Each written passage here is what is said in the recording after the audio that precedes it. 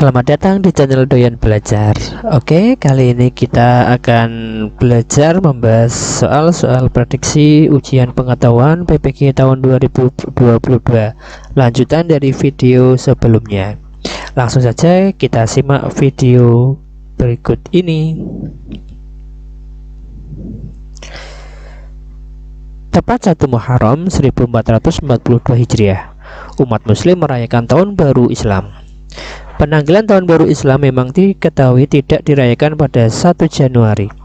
Kalender Hijriah dengan kalender Masehi memang memiliki perbedaan.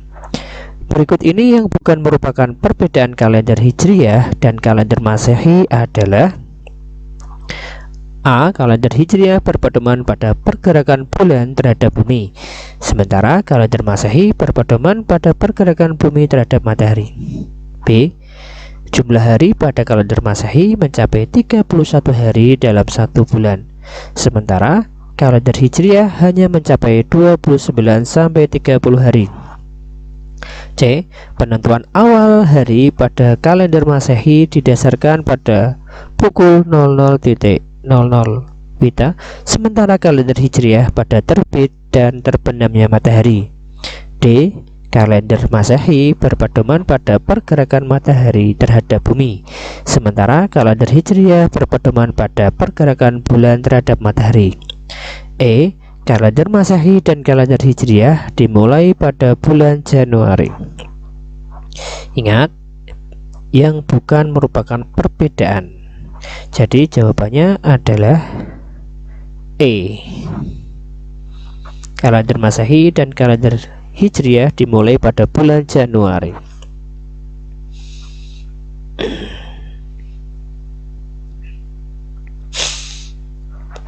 Ya. Indikator disajikan data tentang kasus terjadinya bencana alam di permukaan bumi. Peserta dapat menganalisis proses alam endogen dan eksogen keterkaitan dengan bencana alam tersebut. Ya, contoh soal. Tenaga endogen merupakan tenaga yang berasal dari dalam bumi.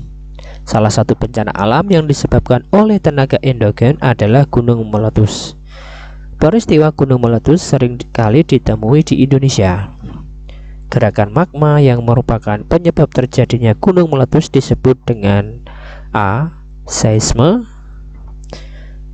atau gempa bumi karena adanya tumpukan energi yang membuat lempeng benua dan samudra bergetar. B. Tektonisme.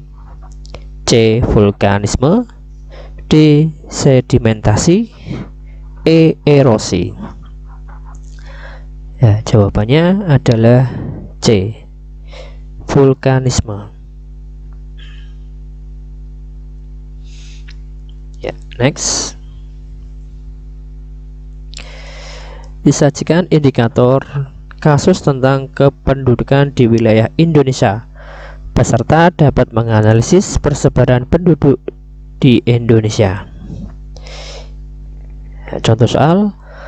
Manusia sebagai individu sekaligus juga sebagai makhluk sosial, sulit dipisahkan dengan manusia lainnya sejak lahir hingga dewasa. Namun, dengan alasan tersebut seringkali menimbulkan berbagai permasalahan yang memicu terjadinya banyak kemiskinan, banyak pengangguran, dan berbagai permasalahan lainnya. Di bawah ini yang merupakan faktor penyebab utama terjadinya permasalahan sosial di atas adalah: A. Kesejahteraan sosial. B. Sangat maksimalnya pengaturan kependudukan. C. Meningkatnya kualitas SDM. D. Persebaran penduduk tidak merata. E. Pemerataan kualitas kependudukan yang maksimal. Ya, jawabannya adalah D. Persebaran penduduk tidak merata. Ya, soal berikutnya. Indikatornya disajikan data tentang permasalahan kependudukan di wilayah Indonesia. Peserta dapat mengevaluasi kualitas penduduk di Indonesia. Contoh soal. Penduduk desa masih berpegang teguh pada keyakinan bahwa makan tidak makan, yang penting dapat berkumpul dengan keluarga. sehingga penduduk di pedesaan enggan untuk meningkatkan kualitas diri, baik dalam kehidupan maupun pendidikan. Solusi yang dapat diberikan guna meningkatkan kualitas penduduk tersebut adalah A. Menerapkan pembelajaran wajib SD di desa tersebut. B. Menerapkan pemerataan pendidikan sejak usia dini. C. Memberikan pemahaman baik untuk orang tua maupun anak akan pentingnya pendidikan dan melakukan wujud nyata, yaitu dengan pemerataan pembangunan di desa maupun di kota. D. Memberikan pemahaman terkait pentingnya pendidikan sekolah dasar. E. Membiarkannya saja karena sudah menjadi pegangan hidup masyarakat di desa tersebut. Jawabannya adalah C. Memberikan pemahaman baik untuk orang tua maupun anak akan pentingnya pendidikan dan melakukan wujud nyata. Next.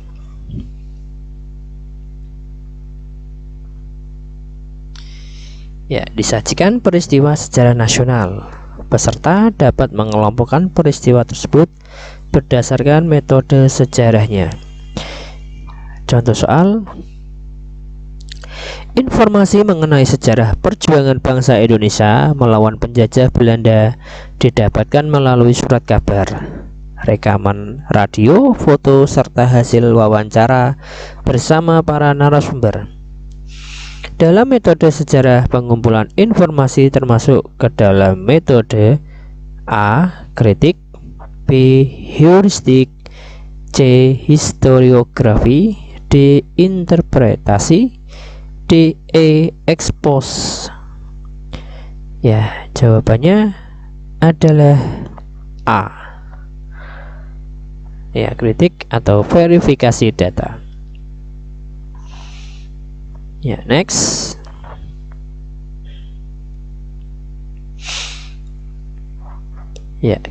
Indikator kisi-kisi. Diberikan sebuah kasus tentang sistem sosial pada masyarakat. Peserta dapat mengidentifikasi nilai dan norma pada masyarakat.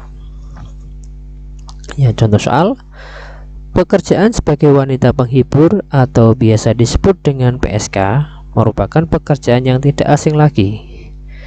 Pekerjaan PSK saat ini kian meresahkan karena bukan hanya wanita dewasa yang menjadi PSK, melainkan wanita-wanita belia yang masih di bawah umur, yang putus sekolah dan lebih memilih menjadi PSK.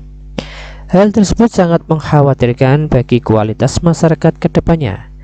Berdasarkan kasus di atas, nilai dan norma yang dilanggar pada kasus PSK tersebut adalah A. Norma agama dan nilai keindahan, B. Norma agama dan nilai moral, C. Norma hukum dan nilai kesusilaan, D. Norma hukum dan nilai kebenaran, E. Norma hukum dan nilai keindahan.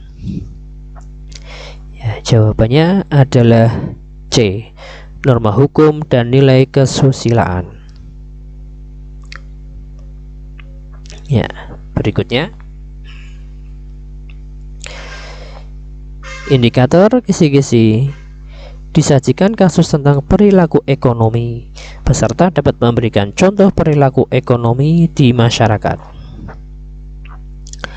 Contoh soal: pada musim buah durian, keberadaan penjual buah durian tersebut marak di pasar dan di pinggir jalan. Kebutuhan terhadap buah durian terpenuhi seketika. Kondisi demikian mengakibatkan A. Harga keseimbangan naik, jumlah barang yang diperdagangkan bertambah. B.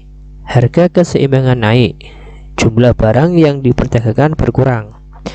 C. Harga keseimbangan naik, jumlah barang yang diperdagangkan tidak berubah. D. Harga keseimbangan turun, jumlah barang diperdagangkan bertambah. E. Harga keseimbangan turun, jumlah barang yang diperdagangkan berkurang. Jawabannya adalah D. Harga keseimbangan turun, jumlah barang diperdagangkan bertambah. Next.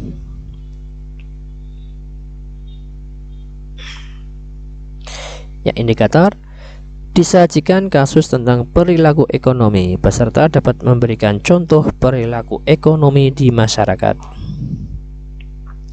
Contoh soal, pada saat musim penghujan, bahan pembuatan tempe sangat sulit untuk didapatkan, sementara permintaan tempe di pasaran sangat banyak.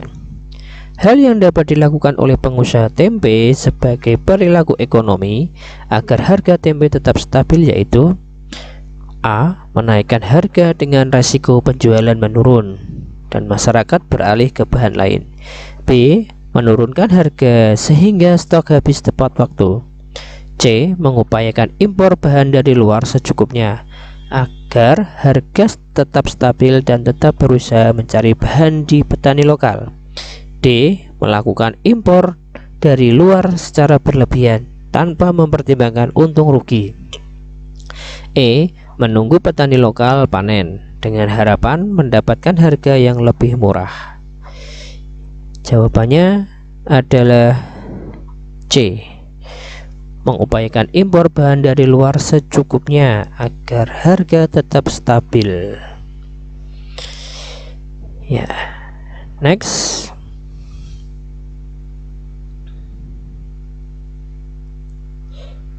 Indikator disajikan materi tentang regulasi profesi guru.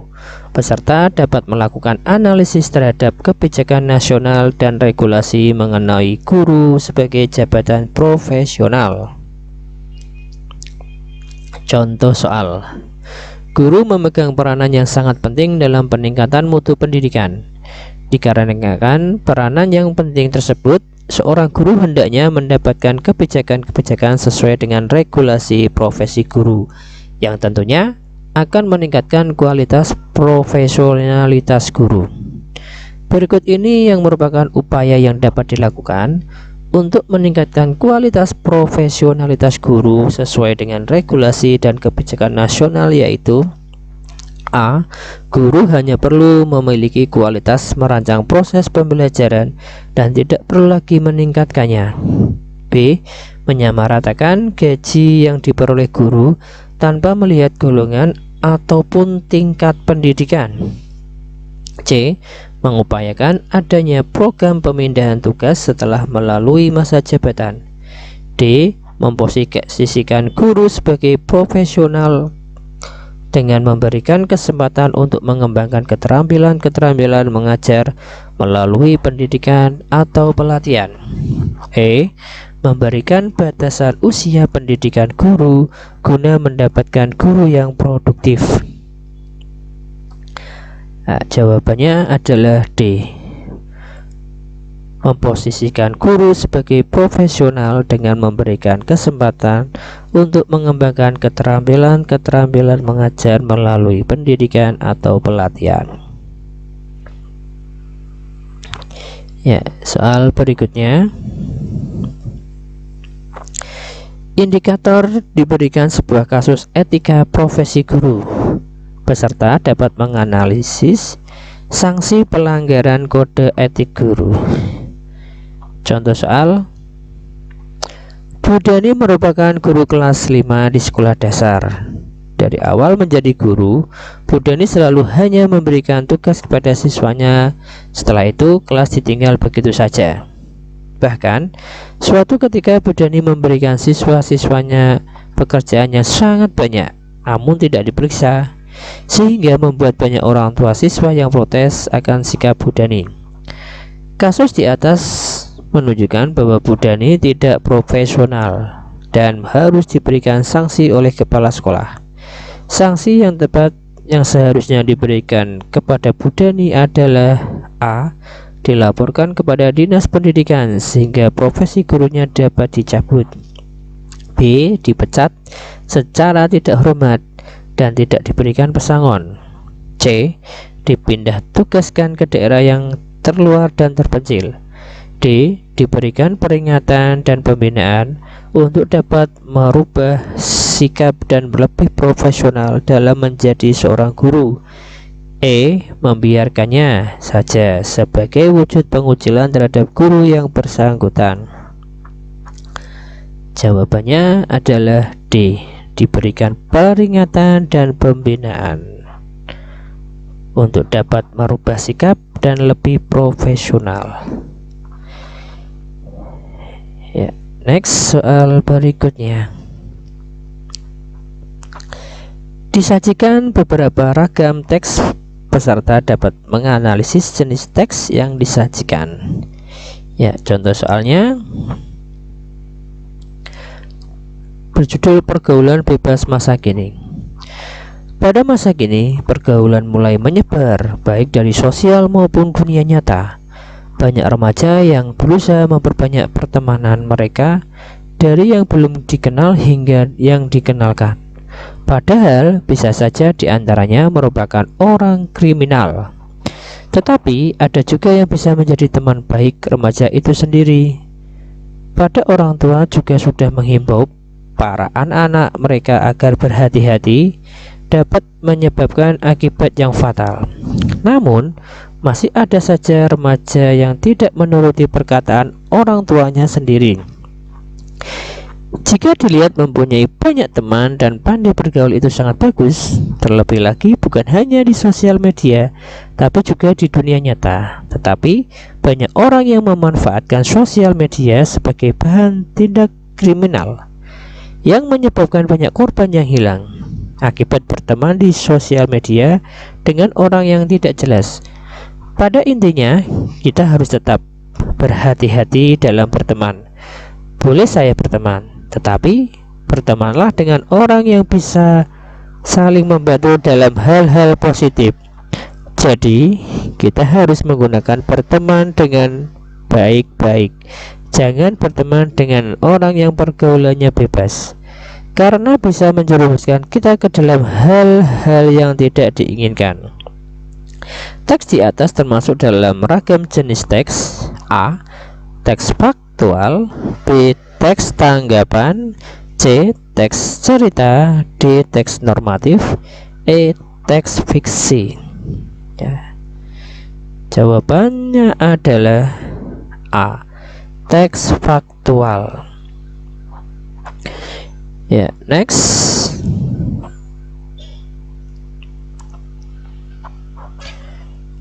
Indikator disajikan teks satuan bahasa tertentu. Peserta mampu menganalisis paragraf yang memenuhi persyaratan paragraf yang baik. Contoh soal. Salah satu ciri dari paragraf yang baik adalah memiliki kepaduan paragraf. Kepaduan paragraf diartikan sebagai A.